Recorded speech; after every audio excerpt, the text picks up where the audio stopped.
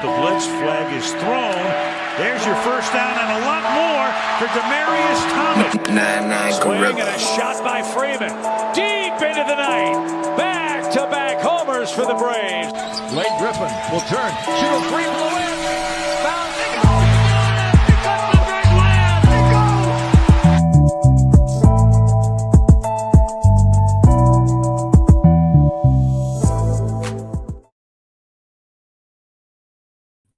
All right. Good evening.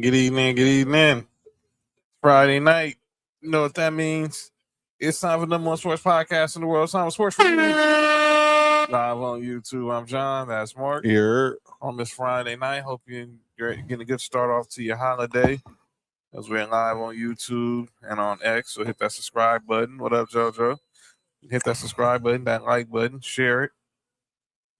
Get into the conversation. As we're going to talk a lot of sports tonight. Lots to talk about in the NBA, MLB, NFL. I mean, well, NBA, not much in MLB, but more so NBA, some NFL stuff. As we are watching Game 3 of the Western Conference Finals, as the Oklahoma City Thunder are right now up 8 on the San Antonio Spurs with 3:48 left in the third quarter. The Spurs started out on a 15-0 run, but somehow it did not last.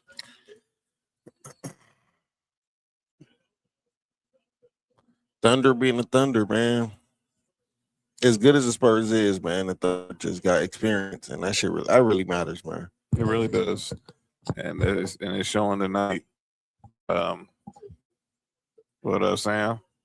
So so there's a lot going on here in this series. The series is not up in one game apiece. Trying to see who will be up 2-1 going into Game 4 Sunday, and then Game 5 next Tuesday. On Tuesday, and then if necessary, there's a game. If this goes to 6, we all expect that'd be next Thursday, and if it goes to a Game 7, that'd be next Saturday. 86 minutes for the first two games of this. Games 1 and 2 for Wemby.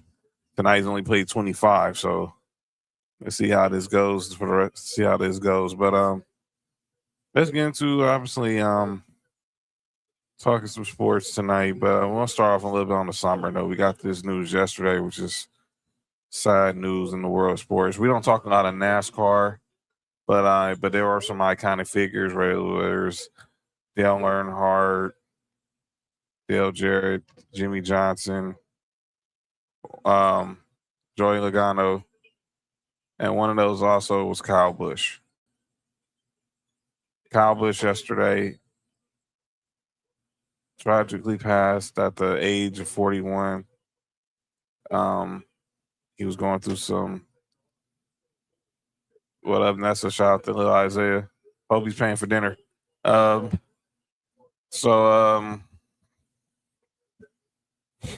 This news just really shook the world of sports yesterday, especially the NASCAR world, with the Indy 500 going down this weekend. I think he was actually supposed to compete in the world this weekend.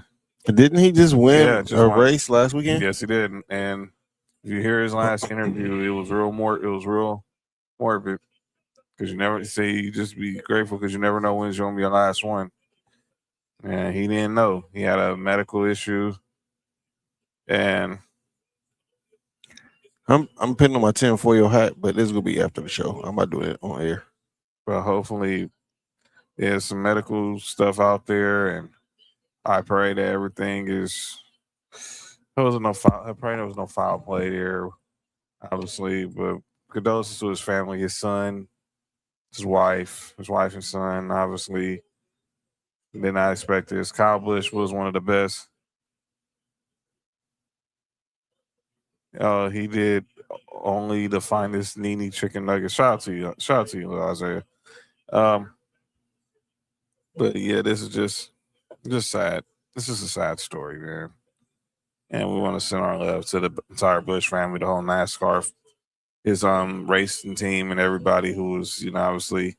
So we get ahead to we pray for that they find some peace and solace in this tragedy, unfortunately. But RIP to Kyle Busch. All right, let's get to some sports. So I got a title tonight's episode, "The Last Ride," another last dance, because obviously based off the documentary about the '90s Bulls, and sounds like we might have some players who could be doing their last dances this coming season.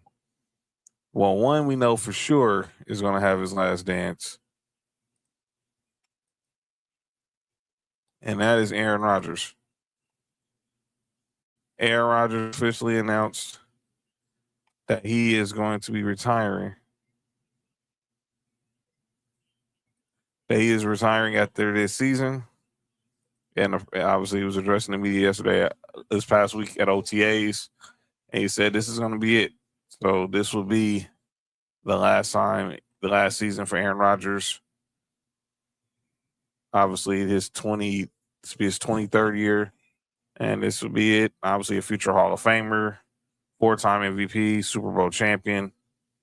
But obviously, the last few years, obviously with the Jets and with the Steelers, weren't what we thought. Obviously with the Jets, and most importantly, because obviously he had the torn Achilles. And in the second year, obviously everything just came off the rails. Went to the Steelers last year, got him to the playoffs, but lost wild card weekend to the Houston Texans. But now he's coming back. He's going to play one more year for his former coach in Green Bay, Mike McCarthy, who's now the head coach of the Pittsburgh Steelers. And Aaron Rodgers just said it. It's like this was it.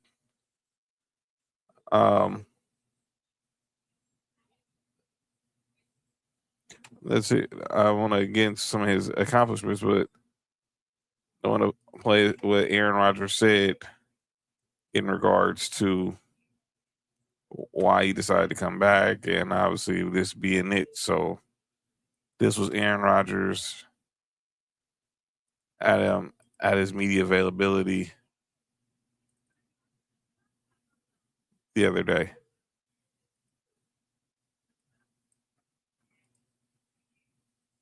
Yeah, I love Mike T. I mean, I really appreciate the opportunity to come in last year and love my experience with him. And, I thought when he said he was stepping away, that was an emotional moment just because we all love him so much and care about him. And, I thought that that was probably it for me in Pittsburgh. But when the decision was made to hire Mike, I started opening my mind back up to coming back. Could be your last year. Do you even think of that right now? Yes. This is it. Yeah. Yeah, I love him. So this is it. This is it. This is it for Aaron Rodgers. Let me give you all a rundown of some of Aaron Rodgers' accolades. I just gave you some, but as he will definitely be a first ballot Hall of Famer. But if you look at Aaron Rodgers, this is what he's done: 4 MVPs, of course, Super Bowl champion, 10-time Pro Bowler, 4-time first-team All-Pro, 1-time second-team All-Pro, top 5 in passing yards and touchdowns. And of course, was a member of the 2010 All-Decade team. What do you think Aaron Rodgers' legacy is going to be when it's all said and done? One of the best ever done it.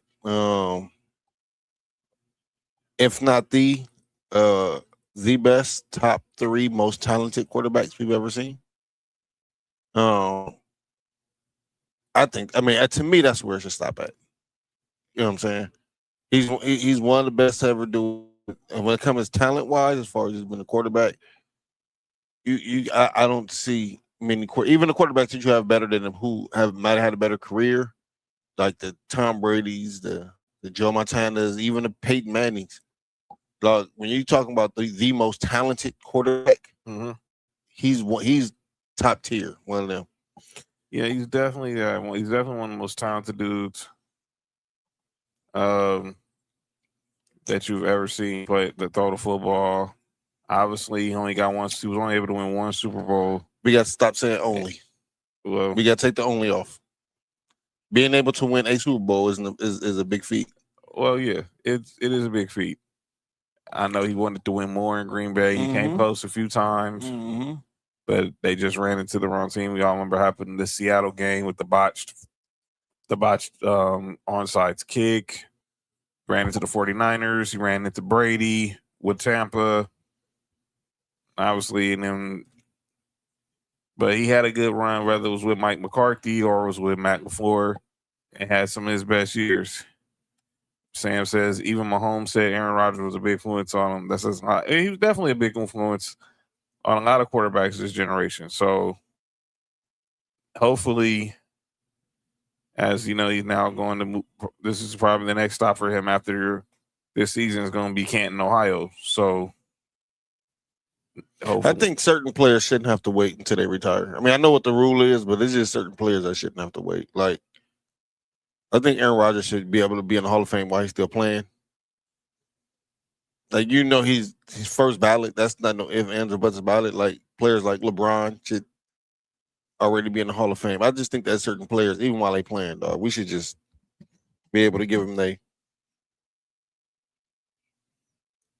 yeah. So, but we know that day when that day comes, that would change the game. But we'll see if it ever happens one day. But Aaron Rodgers, this is it. He's going to be calling it a career after this year. And the Steelers, there's no expectation for the Steelers this year. I mean, Mike McCarthy's there in his first year there. They won a division last year. They did win the division last year, but are they clearly the best team in that division? No. But they wasn't the best team in the division last year, and they still wasn't. So you're seeing what happens, but can Aaron Rodgers finally get this team out of the wild card weekend for the first time since 2016? He had a wonderful. No, I don't think that's gonna happen. But salute to him. So, but congratulations on a Hall of Fame career. Enjoy the gold jacket when you get it in the next 5. Another guy who probably will have a gold jacket when he's done, without a doubt, is Matthew Stafford. And yesterday, Matthew without a doubt. Without a doubt. Yeah, I don't know whoever said people say that he isn't. That's just stupid. I don't care if you think he's a first ballot Hall of Famer. That's which he is. But Matthew Stafford yesterday signed a 1-year, $55 million extension with the LA Rams. So he'll be quarterbacking for the next at least for the next 2 seasons here in LA with Sean McVay. And obviously he did sign the contract, had the entire Stafford clan right there, his wife Kelly and their 4 daughters. Who's the Rams' backup quarterback? That'd be one Tiberius Simpson. You gotta watch out for him. You know, his wife like to. His wife like to what? Nothing. Yeah, you good? Fuck backup quarterbacks. You good? Me? You good? Man, shout out to Georgia, man. You good? Me? Yeah, shout out to Georgia. She the one that said it. Yeah, that was a crazy story. Her and Jada Pinkett is the same. Yo, are you trying to say Matthew Stafford was in an entanglement? No, I'm just saying both their wives don't put him in the best position to look the best. That's all. Well, maybe they like being in awkward positions. The men? I said maybe they like being in awkward positions. The men? No, I said not the wives. Oh. Right, go ahead. But yeah, for those who don't know what it's talking about, go listen to Kelly Stafford on her podcast. Talk about how she. Nope. Hey, this is public record now. She talked about how she made Matthew Stafford jealous at Georgia by hooking up with the backup QB. Talking about going for the 2-point conversion. But Matthew Stafford is staying with the Rams, and it's no surprise. I think it was just all a matter of how many years he wants to keep playing. He wants to come back and try to win another Super Bowl for the Rams. And then probably a career. And then he'll be on his way to getting a gold jacket. His coach was doing a lot of talking, though, over the last 24 hours, Mark. I haven't heard anything he said. So Sean McVay, he was on the Bustin' with the Boys podcast. He was on what? What's the name of the podcast? Bustin' with the Boys. On purpose they named that, or like that's the name of the podcast. Bustin' with the Boys. It's Taylor Lewan and Will Compton. And Sean McVay was on. I'm dead serious. You don't think that's the name of the podcast? No, John, I believe you. I just want you to know how crazy that sounds. All right. There we go. Yeah. Like a circle jerk. Yo, you good? But yeah, this was Sean McVay was making the rounds on this podcast, and here he was talking about obviously the Matthew Stafford Jared Goff trade, and then he also talked about how he almost quit after his first and so far only losing season of the NFL in his NFL career. Here's first him discussing how he would have handled the Matthew Stafford Jared Goff trade probably a little different.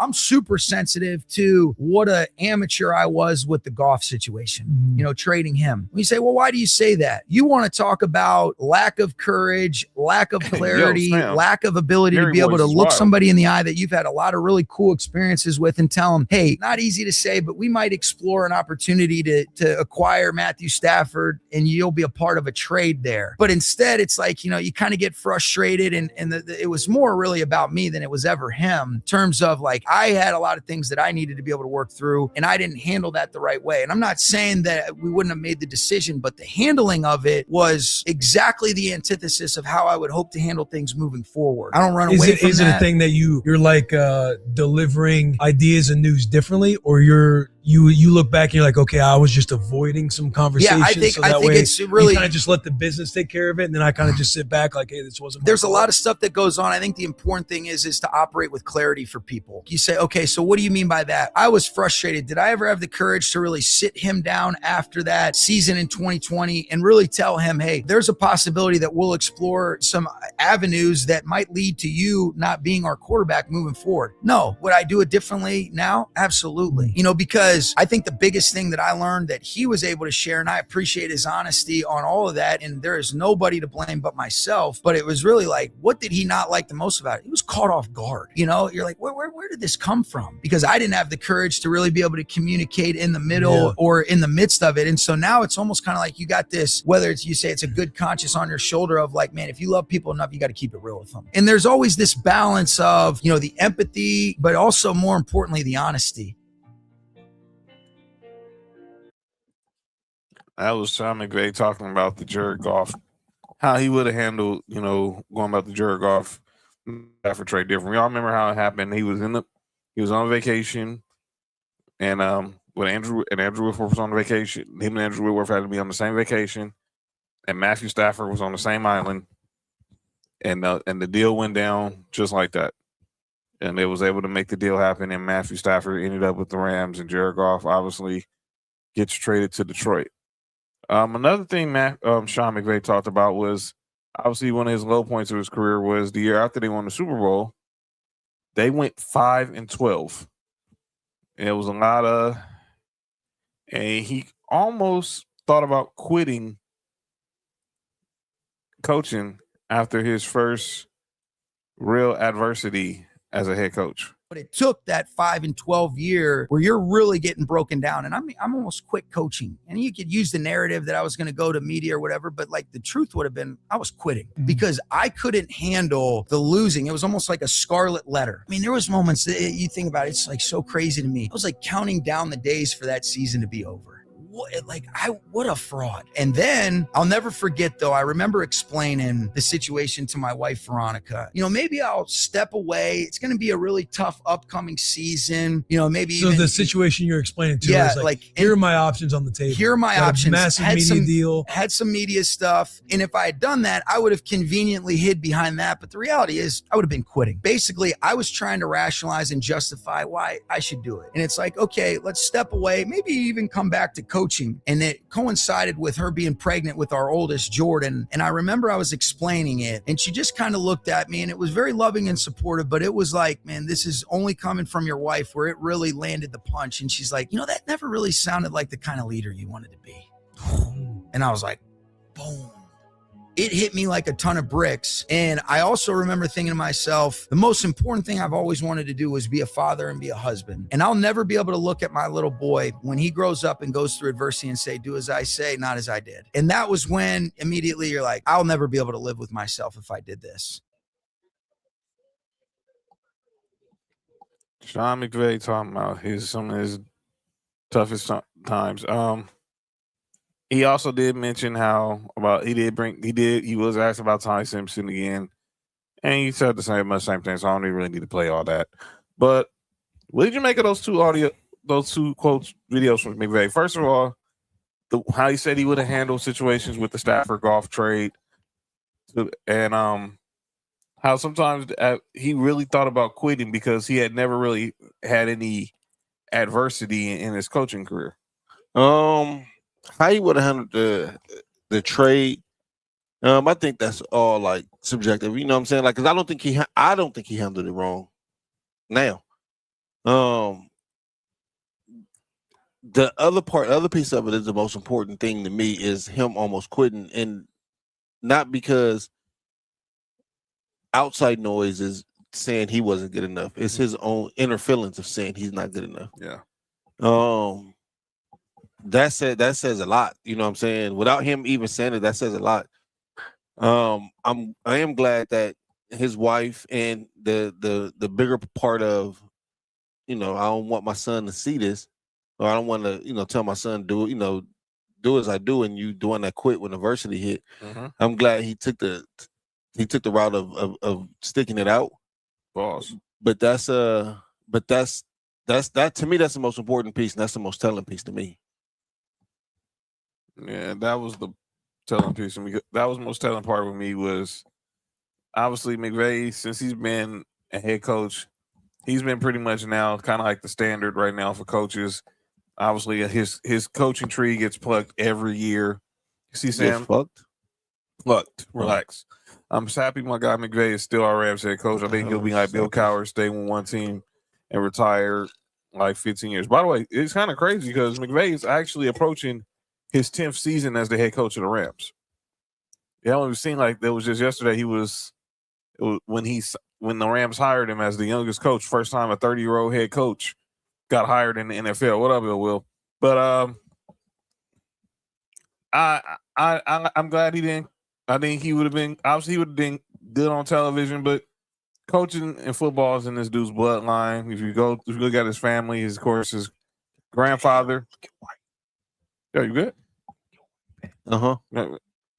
Okay, you good? Right behind the coach. All right. Okay. Yeah. Nice. Yeah. Oh, that's them. Oh yeah, that's them.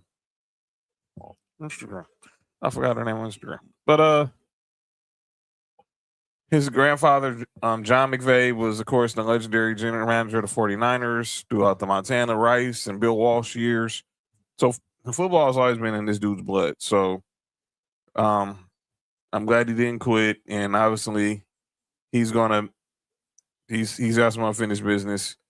He obviously wants to win more Super Bowls as a head coach of the Rams before he retires. He's going and continue just doing what he loves best. Another quarterback that was talking was Joe Burrow.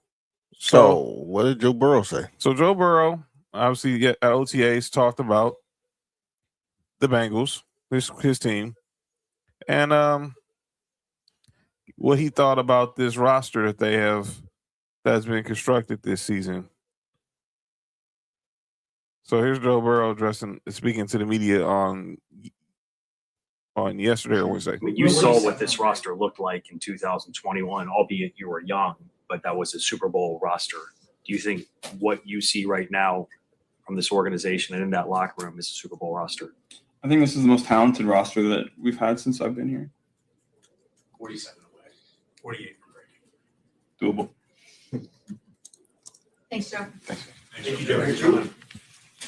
Sure. I mean, you saw what this roster looked like in 2021, albeit you were young.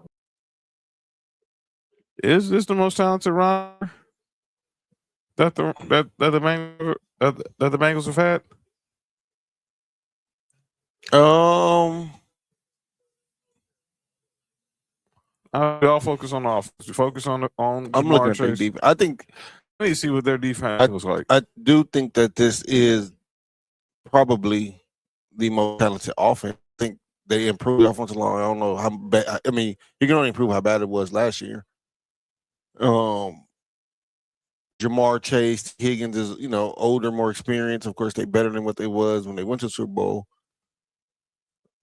I think their offense might be better. I just got to see what their defense is. They get rid of their wonder, of course. Brandon Bean signed them. So, and then obviously we know Trey Hendricks is now in Baltimore, and obviously they bring in Al Golden as their new as their defensive coordinator. I'm just wondering, sorry, Will. So yeah, it's a lot to talk about, a lot to discuss, but let's look ahead to something else we'll talk about in the world of sports. College football. Boy, college football. You cannot be kidding me that we're really honestly talking about this 2014 playoff. I really thought this was a joke, but it clearly isn't. So this has been the talk of the town, the talk of college football lately. We're about 3 months, little under 100 days from the start of college football season, and the story is the possibility of the college football playoff extending to 2014, which we agree is flat out stupid. So, Big Ten Commissioner Tony Petitti, he spoke about it. He said, inside our league, there's a deep commitment to 24 and the access. He says the desired access comes from the investment programs are making.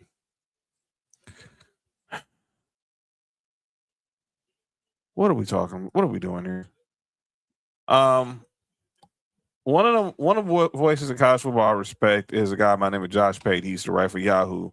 He appears on Get Up every week during the college football season. He hosts the Josh Pate College Football Podcast or something like that.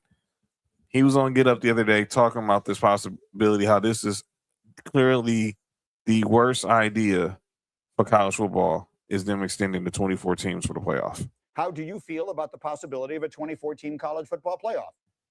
One of the worst ideas I've heard, Greeny. Not just that. If you go back to when we had 4 and you would have polled the college football fans, the college football public, there would have been super majority support to expand. Most people wanted expansion back then. Personally, I didn't, but I was in the minority back then. Even now with the general public, this is one of the most unpopular movements or proposals that we've seen in a long time. And look, I'll sanitize my opinion for the sake of air down to this. It's not just Tony Petitti. Okay, the ACC has caved and they're on board with this. The Big 12 has caved. The coaches are calling for it. Shocker. One of the bigger shockers of all this, building a giant safety net under you contractually. But I ask this. If I were to just sit these people down at that table, it's you, it's Mr. Michael, and it's people who are voicing these opinions. And I would have said, what makes college football great to you guys? Do you know how many blank stares you would get on your face? Do you know how much shuffling and how much nervous body language there would be to try and contrive a football-based answer? Because they don't know. To them, it's an ATM. To them, it's, well, we can screw up all we want to, and we'll just bail ourselves out by expanding the play. It's federal government level stuff is what it really is from people who run college football. What makes college football great is, of course, the regular season. What makes college football great is Saturdays in the fall. And for a lot of us who love this sport, anything that treads on Saturdays in the fall is going to really, really get us aggravated and mobilized. I'm one of them. And so I frankly don't care what you've done in Major League Baseball. I can respect it, but I don't care. And I don't care how this sport compares to the NBA or NFL, because college football is one of one to us. The regular season is the nucleus of this sport. And any infringement on it, it really aggravates people like me. And apparently I'm not alone here. I cannot have agreed more with what Josh Pate said. What up, Chris? I agree with him 100%, man. Like I said before, when Cody was on the show, we first talked about this. Back when I started watching college football and loving college football, man, a regular season meant something, man. Yes. And when you start expanding to 24 teams, you lower the value of your own product. This makes zero sense. We all know this is a money grab. This all this is. These the Big Ten and all these it's a money grab for these for these Power 5 conferences. We gonna put some mediocre teams in the tournament. Why? The scarcity of the college football playoffs is what made it elite. Every Saturday, the college football season meant something. Now, if you expand it, look, I'm not too down on 12, but that's enough. But that's enough. But let me be perfectly clear. If you expand this playoff to 24 teams, you're going to be the biggest joke in college sports. Be the biggest joke in college sports. Do not. And we already got the NCAA tournament expanding the 76. Don't do this to college football, please. I beg of you. But I know you're going to do it anyway. Because all y'all seen is dollar signs. Like you said, it's an ATM. Josh Pay said, straight ATM. All y'all seen is dollar signs, and y'all not seeing that y'all really are ruining y'all product by adding more games. It's not worth it. We do not need more college football playoff teams. We don't. No, we just need teams to play better in the regular season, man. Yes. Stop playing like I feel John, all these. Go ahead. I feel like if we start getting back to, or we get back to teams playing teams, and stop playing like El Camino Junior College or Santa Monica Junior College, so you can boost up your wins, man. Like I said, man. Back when I started college football, the regular season meant something, man. The big games, you know what I'm saying? It always meant something, man. Now you putting these 24 teams in the playoffs, like you can lose 2 or 3 games and still get into the playoffs. I don't care about that no more. Man, yeah, I mean, come on. We do not need all this. Just we got 12 games in the season. Stop playing some of these really bad schools, like Mark said. So y'all can blow these dudes out by like 70 points, and their athletic department get a nice fit, a nice check. Just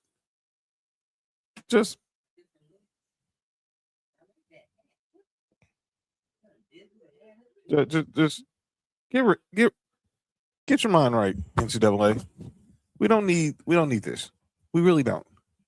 But I'm prepared for y'all. Y'all gonna do this anyway. So it is what it is, unfortunately. I hate seeing that y'all gonna ruin a really beautiful game because of money. Because of dollar signs. And speaking of dollar signs, when you talk dollar signs in college football, there's only 3 letters that matter. SEC. And the SEC obviously will always be the dominant conference. They'll always be the conference everyone is compared to. And obviously we know LSU's got a new look. They've hired Lane Kiffin to be their new head coach. And one of the reports that was out there at the start of this, when he was getting hired, was a reunion of a certain figure at LSU. Uh-oh. And it finally happened. Coach O is back at LSU. Ed Orgeron, of course, former Ole Miss coach, interim coach at USC, head coach at LSU, led them to the national championship in 2020 with that team led by Joe Burrow and Clyde Edwards-Helaire and Justin Jefferson and Jamar Chase and Thaddeus Moss. Is now coming back as the special assistant to recruiting and defense, which we all knew he was going to do because he has a very special relationship with Lane from their time at USC. He was with Lane in Tennessee, and now he's coming. Obviously, he's still getting paid by LSU, so he's going to come back and help with recruiting to get help with recruiting. Look at this. That means he get paid twice from LSU. So LSU is still paying. Obviously, they're paying Lane Kiffin's contract, which is $91 million. They're paying $71 million in buyouts between Brian Kelly and Coach O. And now Coach O is back as a special advisor to help the special assistant to help with recruiting and helping LSU defenses, helping out the LSU defense. This wasn't a surprise, and I don't put nothing ever past Lane Kiffin. Can Coach O still go into these living rooms in this NIL era and still convince players to come to Baton Rouge? Because we all know now, it's more than just going into the living room convincing the parents. You gotta have a bag. And does LSU, can Coach O go in there and help deliver some 5 stars to Death Valley? That is the question. We will find out.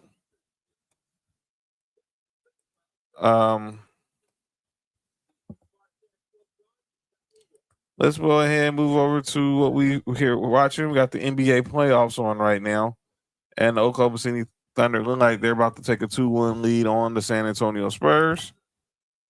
And obviously the playoffs are up and running. We are down to 4 teams. And obviously these teams, the bracket is now off to the final 4. So let's look at how this playoffs look right now. Currently, obviously the Thunder and the Spurs are currently tied at 1, but it looks like the Thunder are finally take a 2-1 lead. And then the New York Knicks are up 2-0 on the Cleveland Cavaliers with Game 3 tomorrow as the series shifts to Cleveland. What up? Tig says the Spurs don't look ready yet. What up, Dale? We just talked about your LSU Tigers bringing back Coach O, so shout out to you, Dale. Coach Orgasms? Yo, you good? You all right? Huh? You Is all that right? what they do at LSU? You good? They coach Orgasms? Okay. You all right? You all right, man? Okay. But yeah, that's the way the bracket is looking right now. But let's talk about last night. The Knicks are cooked. I mean, the Cavs are cooked. Yeah. Yeah, I agree with that. They're cooked. The Cavs are cooked. They're cooked. That first game did it, man. Yeah. And then if that wasn't bad enough, they was up by 18 last night, right? Mm-hmm. And they still can't. And they still find a way to get up the lead. I know we so hard on James Harden, because of. I just want everybody just to go look at what Donovan Mitchell be doing. Well, he's playing like Donovan McNabb. What Donovan Mitchell be doing when they getting up these leads, man. I know it's easy to pick on James Harden. Tig, relax.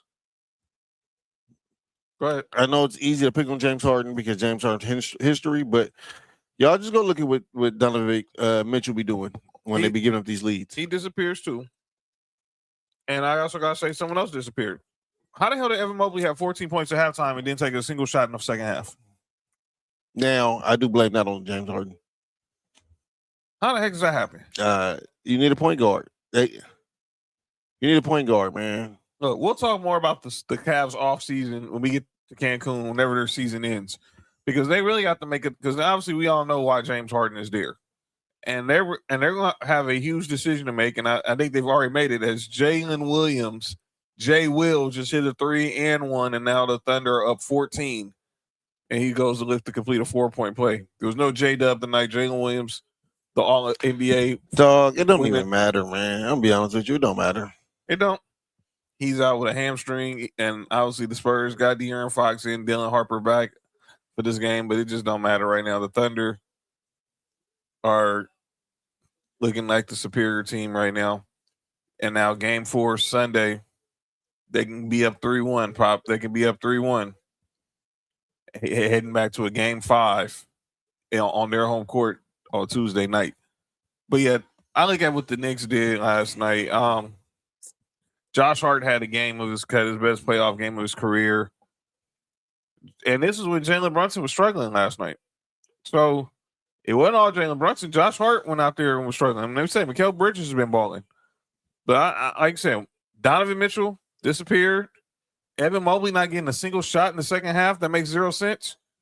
I don't want to hear nothing about analytics, Kenny Atkins. Analytics is why you're keeping James Harden on the floor? defensively. I'm sorry, have you not watched? Let's say analytics why you keep on for offensively because I understand that. I don't. But he still, when it comes to the playoffs, we all know what James. This is not the Houston Rockets James Harden. So not. I don't need him on the floor if he's not at his tip-top shape. And like I said, man, you need a point guard, man. Well, a point guard was, Evan Mobley has 14 points at halftime and make sure he at least gets shots in the second half. Now, if he makes them, that's up to the point guard. But it comes to a point when, and maybe me being a point guard, I'm so biased when it comes to this. You need a point guard, man. Sometimes I said for San Antonio, slow the game down. It's too many turnovers to run the offense, dog. When you with Cleveland, you have to see who got the hot hand, who's got it going, and you got to make sure they keep getting touches. Him not to get no shots in the second half, I blame that 100% on James Harden. That makes zero sense, and I don't hear none of my analytics. Analytics don't tell you that Evan Mobley should have 0 shots in the second half. Stop it. Just stop it. I don't hear my analytics keeping James Harden on the floor. No, he's getting cooked, but y'all gonna let these analytics be the death of y'all. Well, the analytics. Oh, never mind. That's what killed Houston. That's what killed. Never mind. That's what killed Philly. Mm-hmm. Yeah, because we're seeing actually seeing they got 3 players that was on their roster that's playing in the Western Conference Finals.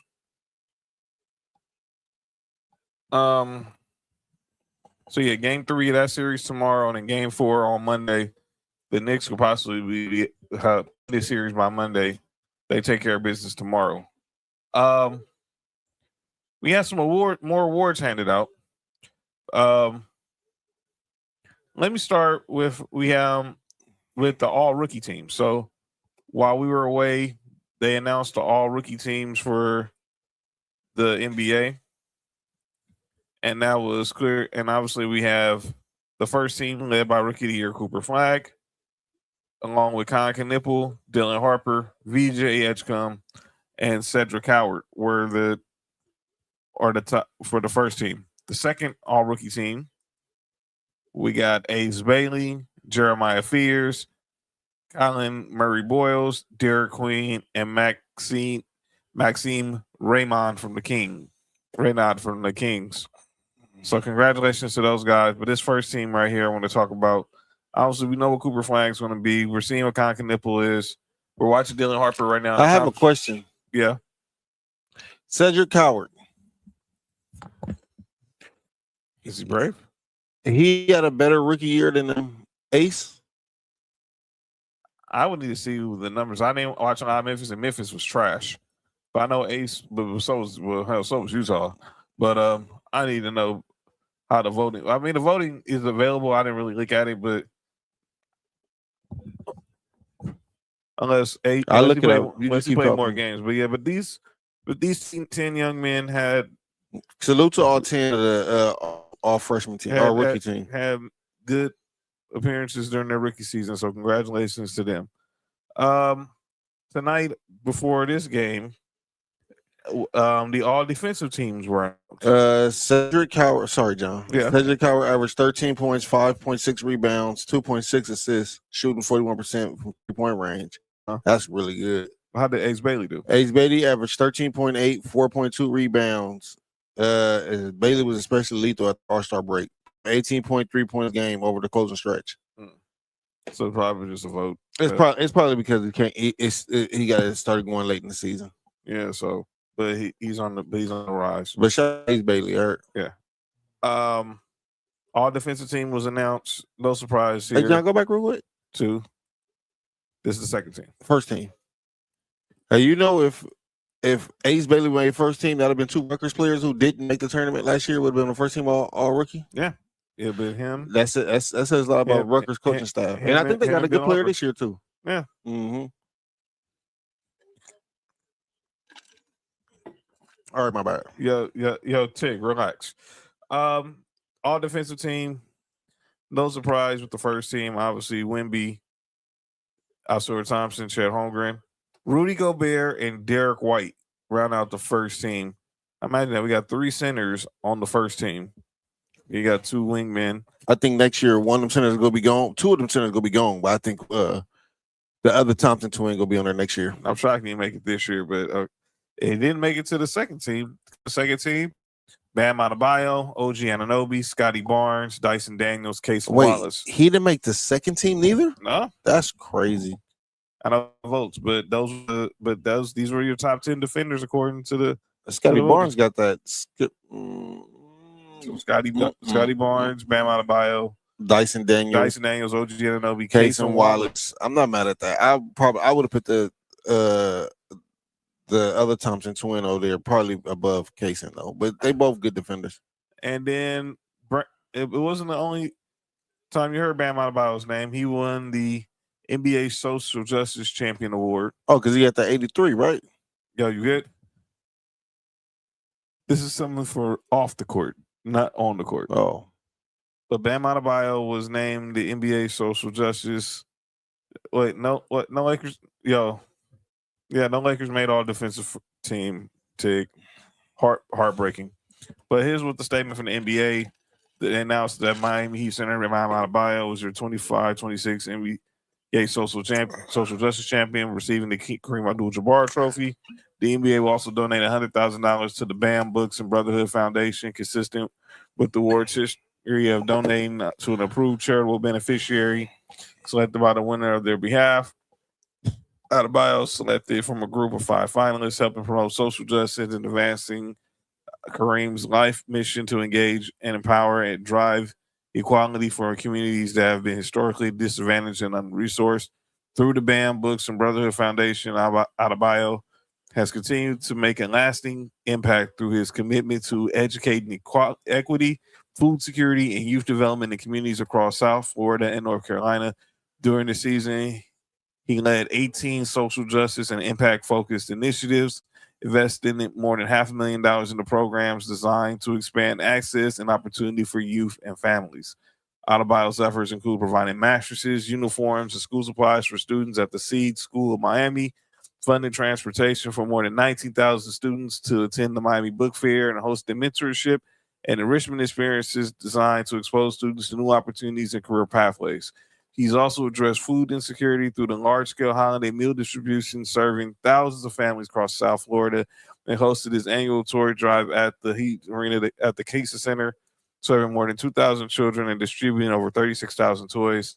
Through his BAM basketball camp and ongoing support of the Liberty City Warriors youth program, Adebayo's continue to remove barriers to participation in sports, mentorship, and opportunities for unserved youth. Additionally, he donated a renovated Miami Heat-themed basketball court at the Camila's House homeless shelter to create a permanent recreation and wellness place for residents experiencing homelessness. So congratulations to Bam Adebayo on this award. Huge congrats. Yeah. Did you say malarkey? Yeah. The investigation is, where is the Lakers defense? Spurs started 15-0 losing by 10. OKC didn't even flop that much. Because they're just a better team. Just a better team, Tig. They're just a better team. That's all it is. But congratulations, Bam Adebayo, on that achievement, and keep continuing to make an impact in your community. And he spoke on the pregame show, just said, you have a platform, use it and try to advance, help, make a difference. And salute to Bam. Obviously, he's doing big things out there in the South Florida community. Is your big thing? Obviously, we talk about South Florida. There was a player who was also very familiar with that community. And that is one LeBron Raymond James. LeBron James, on his podcast, Mind of the Game, he got to talk about the Lakers season and how things, didn't really go in their favor.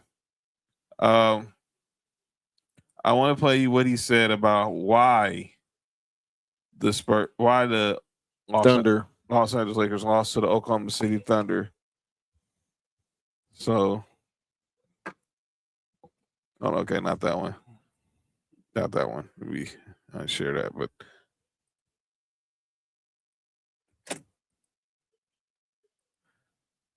But let's look at LeBron talked about how the Thunder pretty much, how the Lakers pretty much played to the maximum. This is on the latest edition of Mind of the Game with him and Steve Nash.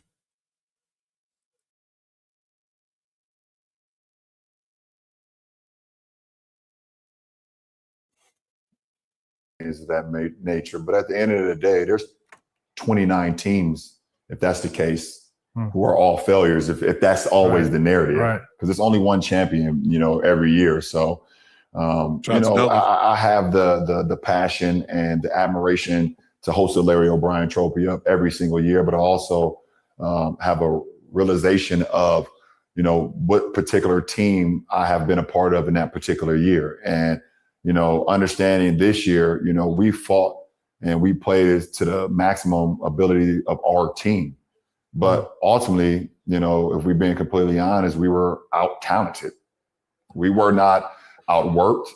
We were not, they didn't out-physical us. They didn't outsmart us. I feel like we were just out-talent, by OKC. They just possessed so much more talent. Yeah. And they might have had a couple more possessions where some IQ could kick in, but that happens throughout the course of the game. That goes for both teams. I feel like there's times where we had moments where we out-Q'd them, but IQ'd them. So, but at the end of the day, we failed in talent. OKC just possessed so much more talent than us, and you could tip your cap to them, obviously. And understanding that, but you can't get caught up in that, especially when you know that you're undermanned for sure.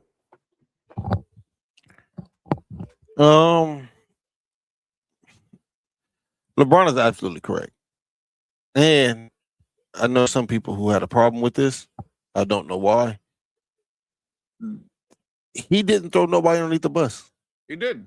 And he went lying. We did everything we could. We didn't have a bad series. Dog. We just, this is why I kept telling people I wanted to face the Spurs in the second round. I don't know if I want to do that. I would have took my chances with them. I knew what was going to happen. Like if we played the team in blue.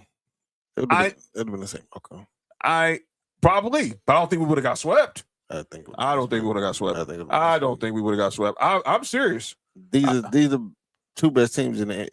Yeah, but I still, like we're seeing, I still think experience matters. I still think experience matters. I still think experience matters. I think we would have had a better chance getting past the Spurs than getting past the Thunder. I knew we weren't getting past the Thunder. Nobody have a chance to get either one of these teams except for these two teams. To me, it's not about a better chance or not, John. I understand you saying y'all might not get swept. I think both these teams sweep y'all, especially without Luka. I think that the experience of Golden State, of OKC, is what killed y'all. But if y'all played the Spurs, it'd have been depth. And that's all I'm saying. And young, I don't. Yeah, all right. I just. All right, it would have been 4-0 either way y'all played, man. I know it might look better because OKC is beating San Antonio like this. No, that ain't why. I got OKC winning in 7. OKC is beating San Antonio like this because they have the talent as well as experience. You have to have both. And I do think that, outside of LeBron, Luka didn't play, but outside of LeBron, who got the experience for Lakers?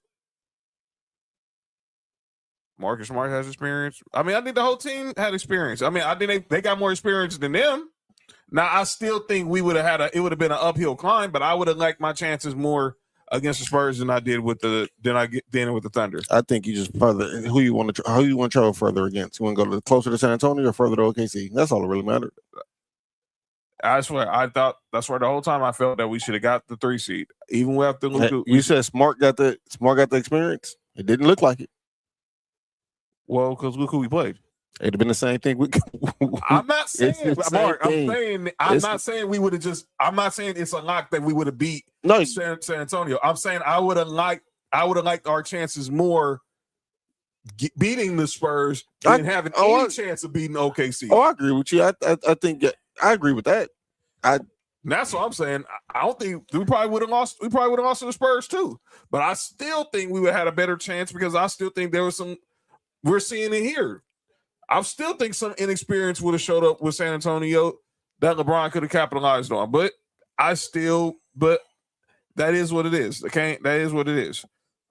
Like Rob said, rather the Spurs would have swept us not. Lakers had no. They probably didn't, but I still would have liked our chances more against them than I did against OKC. I knew what was happening with OKC. People was asking me.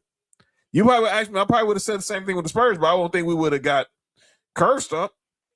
And wow. Is it really thundering in San Antonio? I don't think that y'all got curved something against OKC. No, we just lost because we just lost. I think what happened with OKC happens a lot, especially in sports, but it mainly happened in college football, dog. You ever seen games where, like, John, you a Tennessee fan, where like y'all play against a team that's not as good in the first half, they kind of keep up with y'all just because they got a game plan. And then the second half, the difference in talent shows up. Yeah, it would have showed up. I think that's what happens with OKC. That's what I'm saying. Like, I don't think I think y'all was good. I think y'all was a good team. It's just OKC and San Antonio was so far ahead of everybody else in the NBA. It don't fucking matter. It's nothing against the Lakers. I don't want it to make it seem like it's something against the Lakers. No, I agree with what you're saying. It's just they so far ahead above everybody else, dog. It don't really matter. And I agree with that. I just felt like we would have had a better chance with the Spurs. That's just the way I felt. I'm not about that. That's why I felt. When the moment we got the 4 seed, I already knew to get my plans for Cancun ready after Mother's Day. Well, I think y'all had a better chance to win a game against the Spurs. I give you that. Yeah. But either way it go, dog, it would have been it was good. Y'all wouldn't get past second round no matter what, especially without Luka. Now, if Luka would have came back, I think if we would have got at least 5 or 6, Luka would have came back. But that's here. But that's not here or there. That's not here or there. But here's what LeBron. But everyone's talking about LeBron's decision in the offseason. But he was right. My bad, John. He was right. Y'all did get out talented, and what y'all did with the lack of talent to even make it that competitive, dog, is goes down to the coaching of JJ. I think, and I'm not always the biggest fan of JJ, but I think he didn't do a bad job. Yeah, you're right. You're right there, Tig. Harrison Barnes is the only worse, and he's not even playing. So, he barely played. But here's what LeBron had to say, because everybody's wondering where is he going to be come July. So here's LeBron talking about his offseason and his thought process and going into free agency. I assume you'd probably only want to go in a positive environment where you can win. Yeah, absolutely.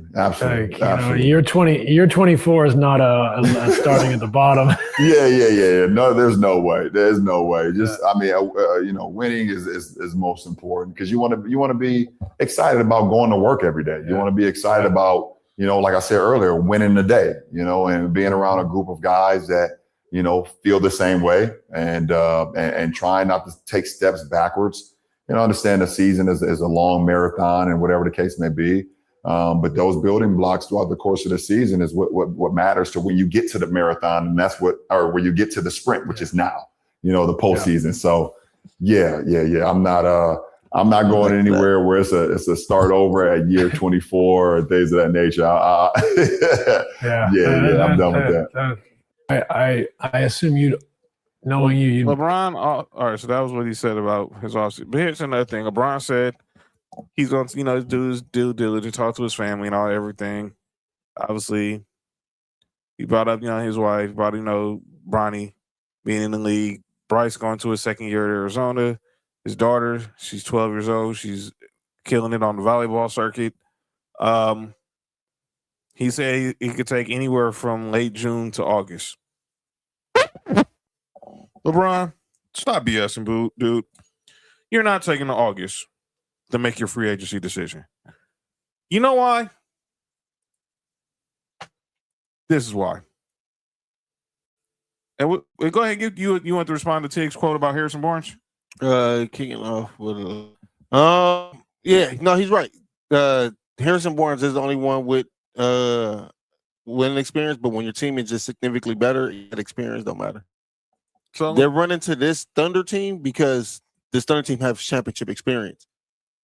But anybody else basketball outside like Boston or something like that, or the Knicks, Okay, I mean, San Antonio is significantly better than everybody else in basketball outside of OKC.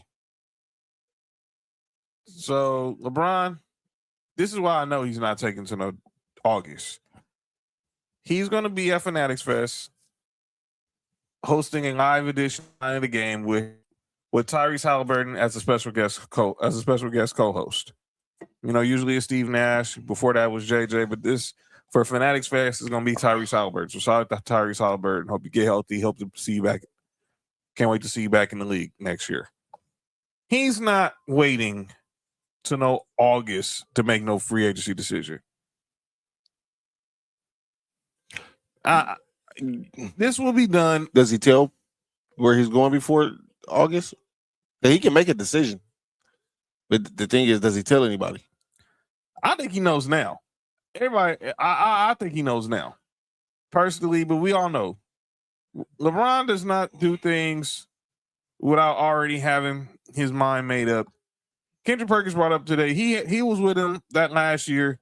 He claimed he never knew he was going to the Lakers. Everybody knew 2 years in advance LeBron was going to the Lakers. I go back to, like I said, I've heard the great George Sedano say this every time about LeBron. He don't leave crumbs. He leaves the whole damn loaf of bread on the ground. So when he left for Miami, people knew back in 2008 after the Redeem Team. When he was leaving for Cleveland, Chris Broussard. Wait, they knew he was going to Miami in 2008? A lot of people felt in 2008 they knew with the Redeem Team, which originally was that they thought it was going to be him, D-Wade, and Melo. D-Wade. I don't agree they knew he was going to Miami. I knew they was leaving. Everybody knew he was leaving Cleveland. I don't think they knew it was going to be Miami. And people knew before the decision he was going to Miami. Well, up until that point. But before the end, everybody thought it was Chicago. Matter of fact, they said it was Chicago. What I heard was from Jeff Katz, who's the producer, and I've heard him Mason Aller. He knew LeBron was going to Miami back in 2008 because his D-Wade's brother came to him with a pitch for them to do a drop for them when they was going to make the announcement to be like the NWO of basketball. But LeBron pulled out. Pause.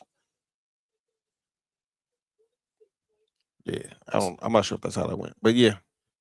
Only reason because I know, sir, I know a lot of things. And if Melo didn't take that deal he took, it wouldn't have been Miami.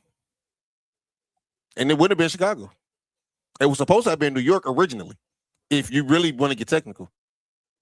So that's what I'm saying. Like, I think everybody knew LeBron was leaving Cleveland. I think once how everything played, I think once Melo signed that contract where he became a free agent a year or 2 years after that, I think that's when it became, okay, it's going to be Bron and Wade, and then we go see who the third person is going to be. And then when it became Chris Bosh, is we're not going to Cleveland. Cleveland's out. It's not going to Toronto. Toronto's out. It was either going down to be either Chicago because of D-Wade being from Chicago. They had Derrick Rose. Or Miami. And Miami ended up being the one who moved who moved Earth and Wind and Fire for them. Oh, they got a documentary coming out. But yeah. Chris Broussard, he started reporting about a year in advance that LeBron was going back to Cleveland. He said, do not put that out there. That I'll be shocked if you start. I think that was obvious. Yes, I do not be shocked. I think that was a lot of people was like, no, I think we all believe he was going back to Cleveland. Mm-hmm. Now with the Lakers, I started hearing that back in 2016. People were in denial about it but I know everything we was hearing. 2016, a lot of people felt thin. LeBron was coming to LA. I don't know about Miami, but I knew he was coming to the Lakers beforehand because Katz and a real estate agent. Yeah. Well, he had a house out here before, and he still got his house in Miami. But yeah, so I think he knows where he's going now. He's just waiting, but I don't think he's waiting to August. I don't think he goes to Fanatics Fest in New York without knowing where he's going to play 2027. John, I'm with you. I do think in his mind he knows where he's going. Now, my thing is does he let everybody else know until he see what free agents is? He sees what You know what I'm saying? Well, he already knows this. There's only 3 teams that got money: the Lakers, Bulls, and Brooklyn. Everything else is the mid level. You know how the NBA work. Well, I know he's not. You know how the NBA work. He said he claims he's not taking a veteran minimum. So that would put Cleveland out, but I think Cleveland and put all their eggs in the Harden basket, and I don't know if LeBron wants to deal with that. Personally, I don't think Definitely not. I don't think he wants to deal with James Harden. Definitely not dealing with James Harden. Yeah, so I think we'll know probably the first week of free agency. I don't think we'll know June 30th, July 1st. Hey, wasn't Chris Paul on the Spurs team last year? Yeah. All right, never mind. That was just random ass thought. But go ahead. Yeah. He was there, and then they traded for De'Aaron Fox. Braun business deals. Giving away what his decision is. Yeah, you ain't lying there, Chick. So I think we'll know early, but I don't think about when they do Fanatics Fest in the middle of July. Do you think we know though, John? Yes. Okay. Yeah, I think we'll know. I think we'll know at least by that first week, by the end when teams can officially put pen to paper. Wait, other than the Bills, the Bulls, and Blakers, we got Brooklyn. Brooklyn's the other team that got money, and I think I think there's only other team that got money is Brooklyn, because clearly I know Mark's been bringing up the Washington theory, but if he's going there and then y'all gonna trade Anthony Davis in 6 months, you're already. Well, what if they don't trade him? Have we ever given the Wizards the benefit of the doubt to do something right? Well, I haven't since Jordan took ownership of that team, so no. And they've been, but I also think that they still are a dumpster fire. I don't think he's going there, but I'm just saying that I said that as a long time ago, John, and you know this. I said it's a long time just as a fun theory, but it's starting to catch. Do you see it's starting to be everywhere now? Yeah. The question is he willing to? Well, we know he's not taking the minimum, but he knows. I don't think he said in LA wherever he go, Bronny going. I don't necessarily think that, JT, because I think the Lakers actually like Bronny. I actually think JJ likes coaching him. I think JJ likes. I think the only people who don't like Bronny is the people who hate. Yeah, his dad. And Bronny's on a 4-year contract. I mean, granted, he's a 2nd-round pick and he's easy to get traded, but I think they like coaching him. I think he's a coachable player. So I don't think it's just a full out guarantee that if LeBron leaves, that Bronny goes with him. Brian Windhorst, who a lot of people know, LeBron whisperer. But he broke down the financial side on the Lakers part on why the Lakers would need to know early. But they don't need to. They can just move on. Well, that's part of it. What he's getting to. Here's the deal on what the Lakers will probably have to do if they don't know by July 1st with LeBron James. Well, we have a very interesting panel here to break this down. 3 players who played with LeBron James, a reporter who covered LeBron for many years. LeBron said when we get to July or August in that clip, I don't know that he can afford to wait that long, Brian. Well, you can afford to do whatever you want. Oh, sure, very literally. I hope there's some golf in that vacation coming up. Let me just say that when he said August, that left a reaction in the league. They were like, seriously? People were texting me like, seriously? You think it could be August? Right. Let me explain something to you about the timeline for LeBron. I totally get, and he has earned the right to wait as long as he wants. He could wait until September and announce he wants to play, and there would be teams beating down his door to sign him. But if he wants to sign with the Lakers for any significant amount of money, he's probably going to have to make up his mind by mid to late June, because that is what his cap hold is. And that means that number sits on the Lakers' books, even though he's not signed. It sits on the Lakers' books until something happens. What does that happen? Number one, he signs. Maybe he signs for $58 million. Maybe he signs for $28 million. Maybe he signs for $10 million. Or, and look, this is just reality. This is not, I don't think, meant to be insulting or anything. If the Lakers don't get a clear answer from LeBron by July 1st, they may have to renounce his rights and say, LeBron, we have to move on. We have to plan for next season. And then that money would just come off of their books. I would be stunned if that happened, but there is a little bit more of an urgency, and he doesn't have to, he can go on his vacation, whatever. But unless LeBron wants to sign for $3 million somewhere, which is what the NBA minimum is for a player with his experience level, he is going to have to probably come up with his mind sooner. He has made so much money in his career, he could sign for anything. Yeah. But if the LeBron that I know wants to be respected, it's not even about the actual paycheck, it's about what the respect that the paycheck includes. And if he wants that respect, he probably will have to move up his timeline. So that was Wendy talking about. It's not the money with LeBron. Clearly, the money ain't the factor. It's the respect. Respect. So if he wants to stay with the Lakers, or if he doesn't, we need to know. So they have to renounce his rights to get rid of that $58 million cap hold, which will free up the money for them to do whatever they got to do in free agency. I personally think he'll let the Lakers know by the draft, maybe right after, if he has plans on staying, if he has plans on leaving, blah, blah, blah. So they know if they have the money to stay, to spend on him or anybody else. But clearly this roster is probably not going to be any significantly different, because you got to make a decision on, because obviously DeAndre Ayton has a player option. They'll probably try to see if they can trade that. Marcus Smart's probably just going to opt out of his contract because he played. He could probably get $5 million anywhere else, so that money is not going to really hurt him. And obviously, all eyes will be on what happens with Rui and Austin Reeves. So,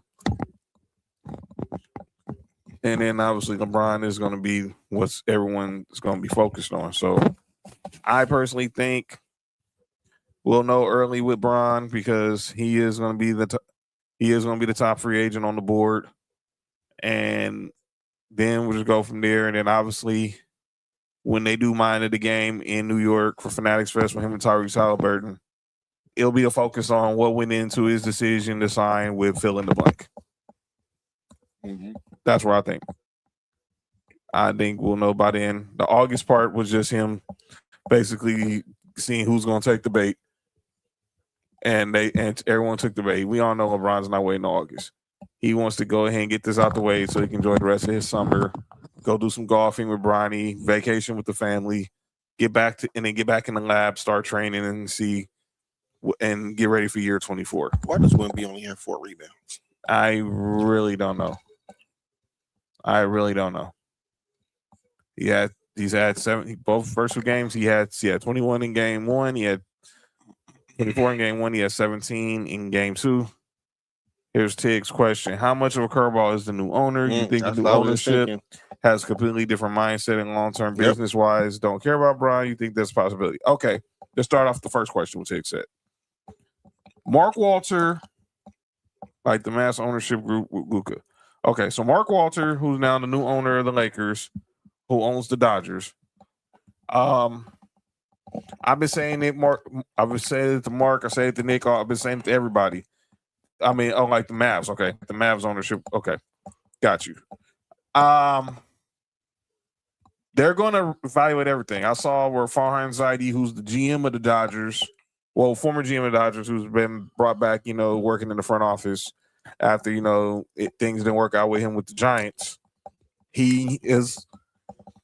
I think his dream is to run an NBA team. He has a real passion for basketball and front office basketball, and that's why him and Andrew Friedman have been around as consultants for Mark Walter, telling them what they need. That's why the South Bay Lakers are moving to Palm Springs. They're going to be the Coachella Valley Lakers.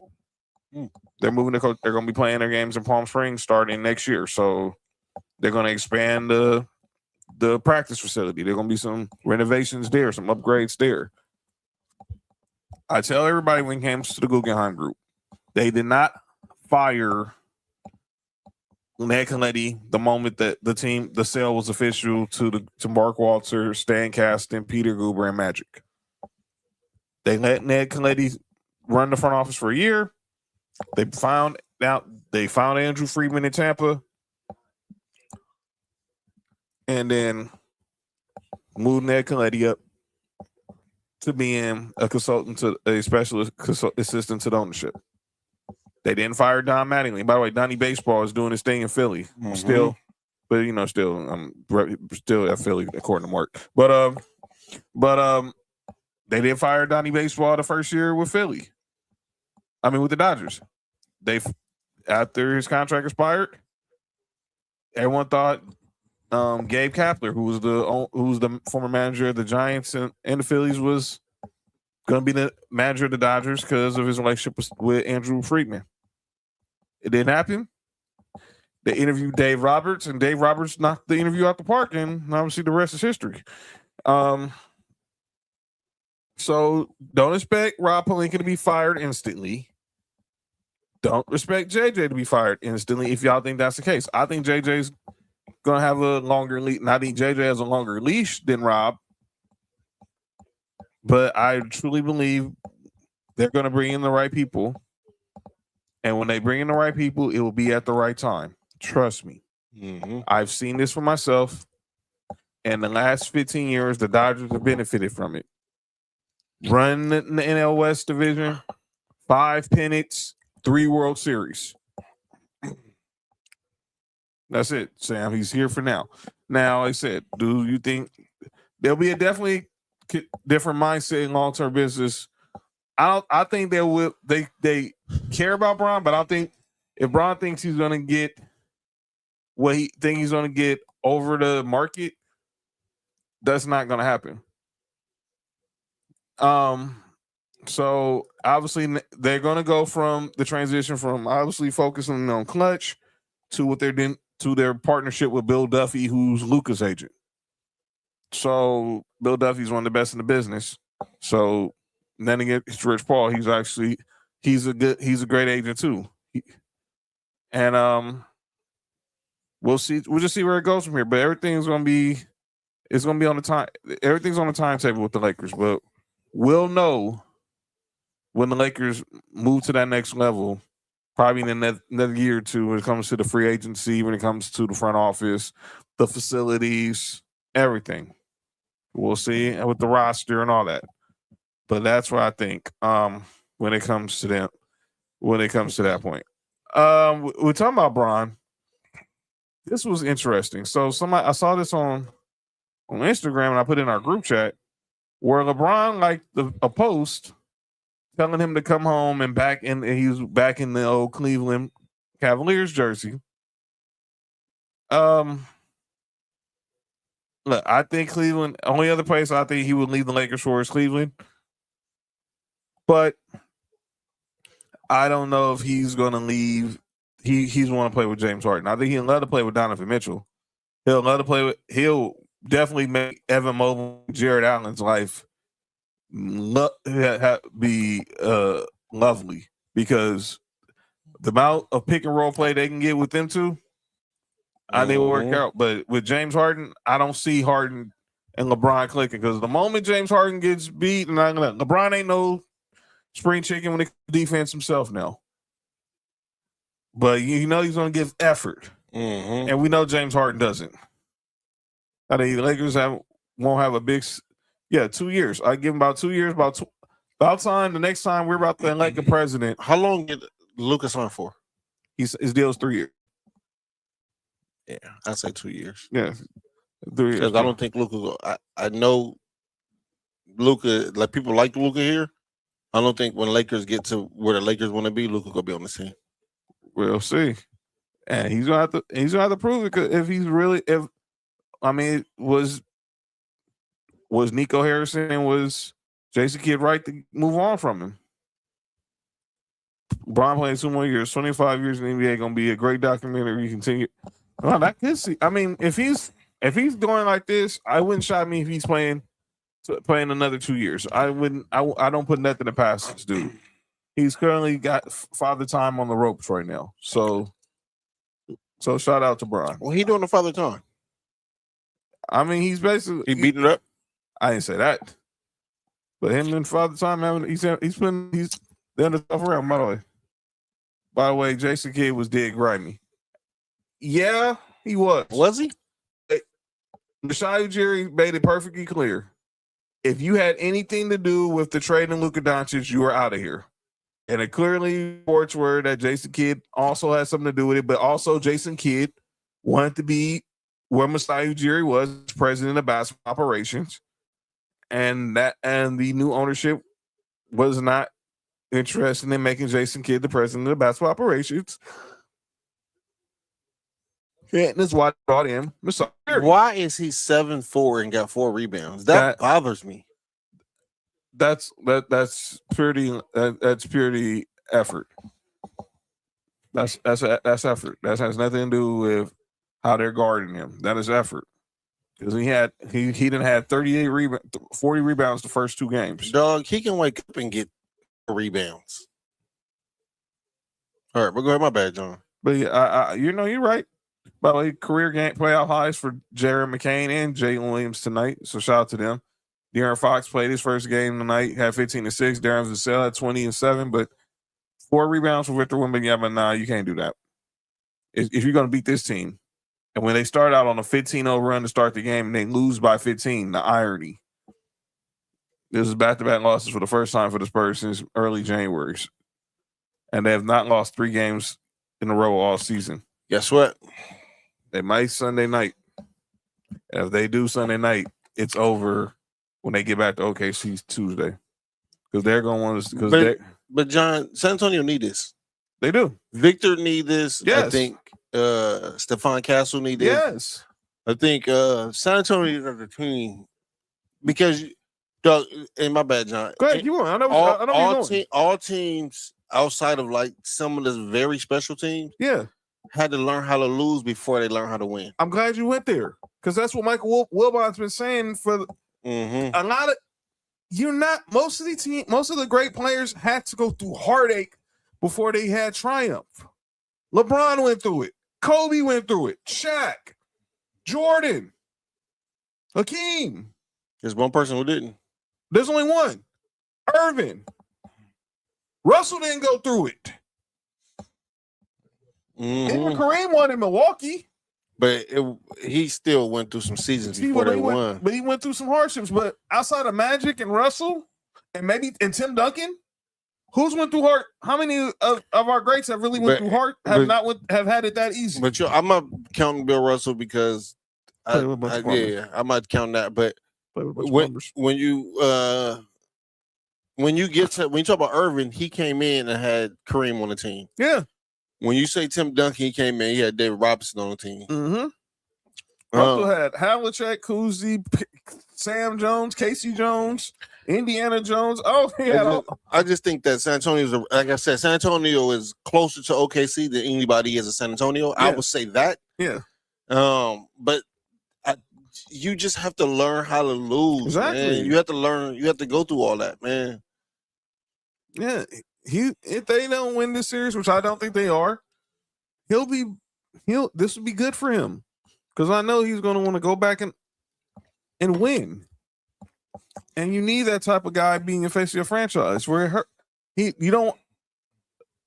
I mean, yeah, we're losing hurts you. And clearly it hurts.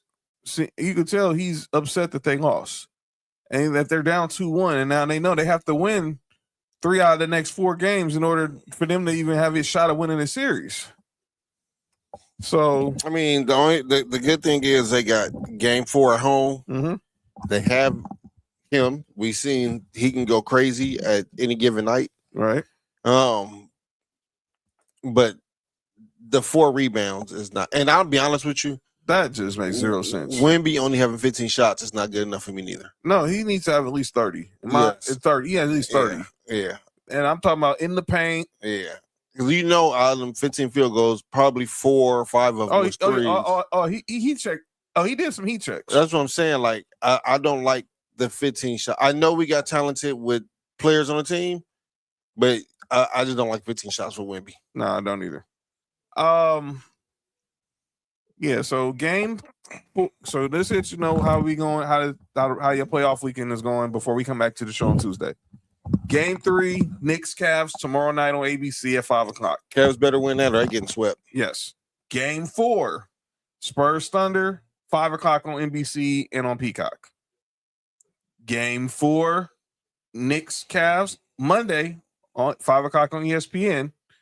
Then Game 5, Spurs Thunder back in OKC, Tuesday night on NBC and Peacock, when we'll be on the air during that show. It'll be me, Mark, Nick. Cody's on vacation right now, so shout out to him. Shout out to Cody, man. Much Yeah. love, Cody. I think I seen you in the comments earlier, man. Yeah, he stopped by earlier. Much love to Cody. You heard? Yeah, so I can't wait till we get the other show going. Yes, be summertime. Be ready. It's gonna be a great debate. Just letting y'all know that right now. I don't like y'all. I'm telling y'all that now. John, Nick, Cody, I don't like y'all doing that show. Yeah, it's gonna be on. By the way, Wings Liberty on Sunday afternoon on NBC. So check that out. Did you see the Wings today? Oh yeah, I did. Worst game of Paige Becker's career. What the number one pick do? I don't even know, but I know they lost. They got the ass whooped too. Yeah, they lost. If I'm not mistaken, Indiana, right? That's They Fever. lost to the. No, they lost to Atlanta. Was it ACL? No, I think they lost to the Dream. Oh, the Dream. They did lose to the Dream. Yeah, shout out to Raven Simone. John Morant was at that game. But yeah, I want to get to our final segment of the show. We want to go ahead and call it an early show because it's a holiday weekend. Jeez, she went 3 for 13. Who? Paige Becker. Yeah, that's now worst shooting game. By By the way, 7 points. By the way, 76 points from the Thunder bench, a playoff franchise record. Her Fudd went 3 for 9. She had 7 points too. And again, I'm reserving judgment on this young girl, but like I said, there's other players that should have been number one. Ryan Howard went crazy. I bet she did. 25. Angel Reese had 15. She went 15 and 9. Shout out to her. Oh, it's almost a double dub. We might shout out the double dub. So shout out to Angel Reese and totally making herself comfortable in the ATL. But let's get to the final segment of the show. It's often imitated, it's never duplicated. Some people say stuff in the sports world and they need to get called out for. It is the place we do it. Ladies and gentlemen, it is time for calling out names. So I got 2 for calling out names. So let's just get to it. I got 2, Mark. I gave you a choice on which one I should go first. We can go football or I can go fight game. Let's go fighting. All right. I know y'all saw over the weekend. We saw the Ronda Rousey, Gina Carano fight, but there was a fight that happened in backstage that people have been talking about. If y'all aren't familiar with this picture, that is Carissa Shields in the red slapping Alicia Baumgartner backstage at the MVP MMA event that went down here in LA at the Intuit Dome Saturday night. They got into it in that dome. Yeah. Carissa, now MVP Promotions, which is ran by Jake Paul, has announced that Carissa Shields has been banned from all MVP events. Now, Carissa Shields came out and said before this incident, he was trying to sign her to the promotion. And now she's putting out a lawsuit suing MVP and Jake Paul for defamation of character. Wait, do I see this picture? Yes. Where the fuck is the defamation at? That's what I'm talking about. You slapped her. That's not AI, right? No, that's real.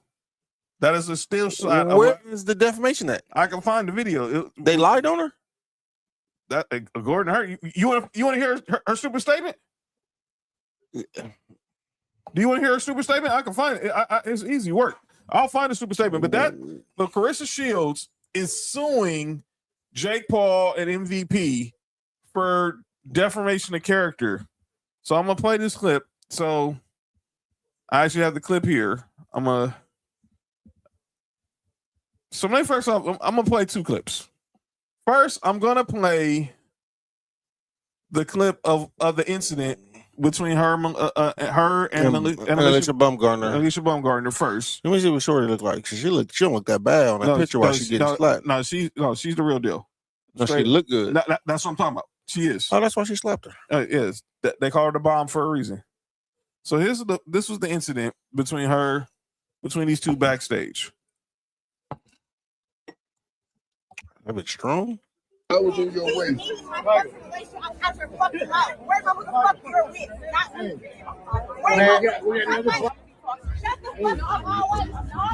Get out the way. I want to get in there. No. World star. Not right now. I'll referee. No, it's Le'Veon Bell trying to defuse the situation.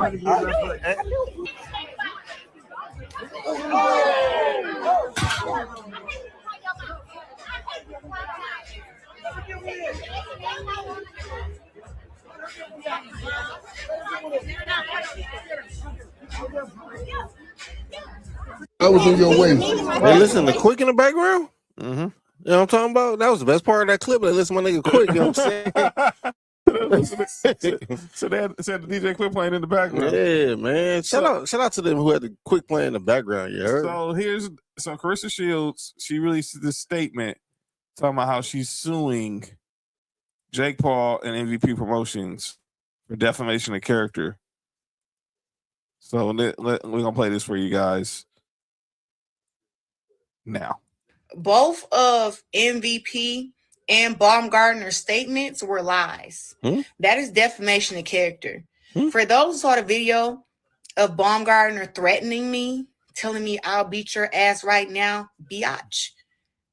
That is a threat. So now that I'm looking at statements and I'm seeing people lie, it's okay because I'm not going to handle it with the law. I'm going to handle it with the court. Y'all going to get sued for defamation of character. All of y'all up over there. So y'all need to get y'all checkbooks ready. Both of Oh my God. Let me be perfectly clear why I think this is happening. Jake Paul's trying to get this fight between Alicia Baumgartner and Carissa Shields. So I personally, part of me thinks this is a publicity stunt. I think so. It's a publicity stunt. Yeah, Rob. Exactly. This is a clear publicity stunt. You're not suing Jake Paul. You're not suing Alicia Baumgartner. Eventually, this will be resolved in the ring, and both of y'all will get paid very pretty. Very handsomely. Very handsomely. You can say that. Yeah, y'all be very handsomely paid. John, it's not misogynistic if you say getting paid handsomely. Thank you. I know why you stopped yourself. Right. Good. Thank you. Good looking out. So you can. They're going to get a nice bag, each of them, whenever this fight happens. It's probably going to be an MVP fight. It's going to be on Netflix, and people are going to watch because they want to see Carissa Shields can knock out Alicia Baumgartner. I would tell Carissa Shields to stay away from court, please. As far as I know of, when you become a professional fighter, your hands are legal weapons. Yes, they are. And anytime you use your hands in any kind of capacity, guess what? It's illegal. So you're going to court for defamation of character. You also might implicate yourself in something else worse than that. So just chill, man. Like, you got the slap. Nobody said nothing. Keep promoting the fight, man. Like, stay out of court, though. Don't do that. Yeah. But I know somebody who need to be slapped is the Chicago Bears. So the Chicago Bears, we've been talking about this rumor that they were trying to get a new stadium built in Chicago. Oh, yeah. And today they released one of the most BS statements I've ever seen. Yeah. So here's a statement from the Bears. The Chicago Bears have exhausted every opportunity to stay in Chicago, which is our initial goal. There is not a viable site in the city. As a result, the only sites under consideration are Arlington Heights and Hammond. Let me get this straight. Y'all gonna be the Chicago Bears in Indiana.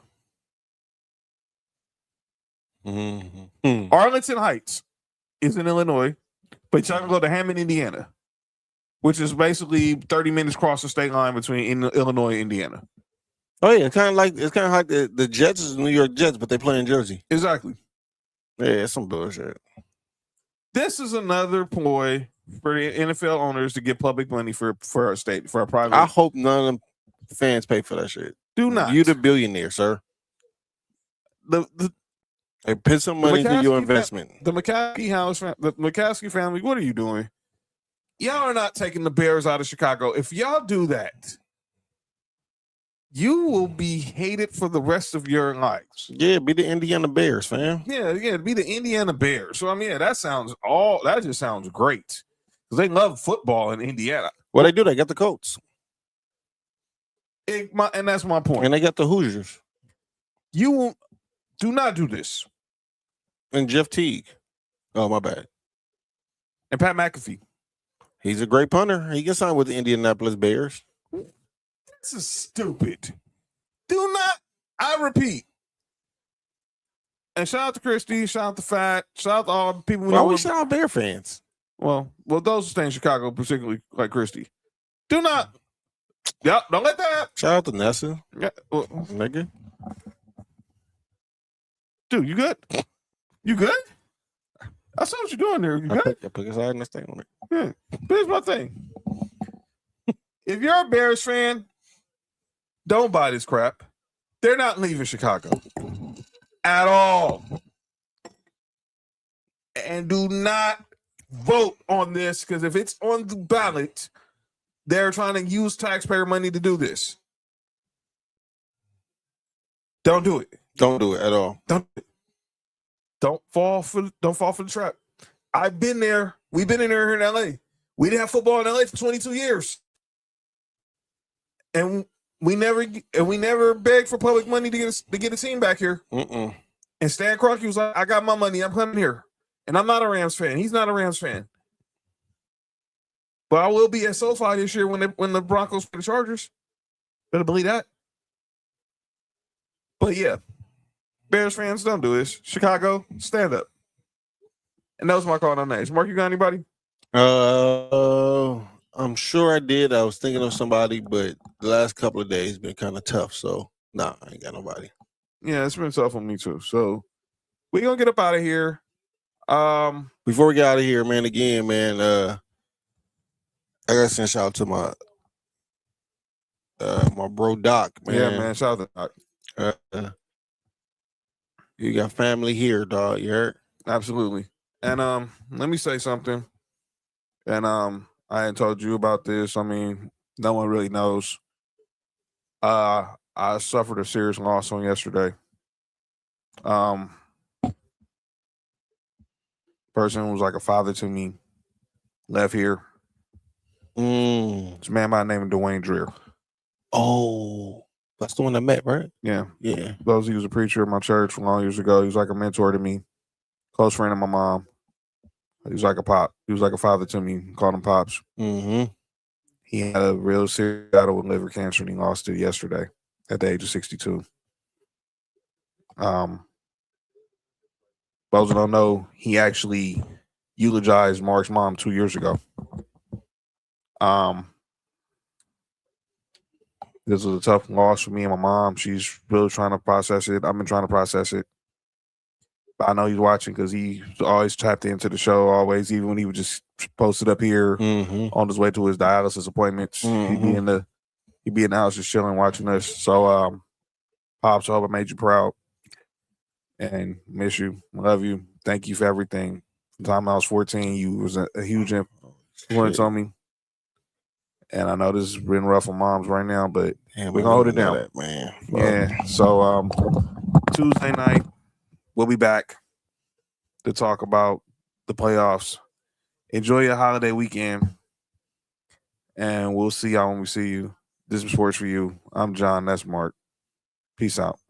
For you, from the coast to you, 3 LA minds talking what we do, from the streets to the stats, from the bar to the chat. Sports for you. Yeah, we run it like that.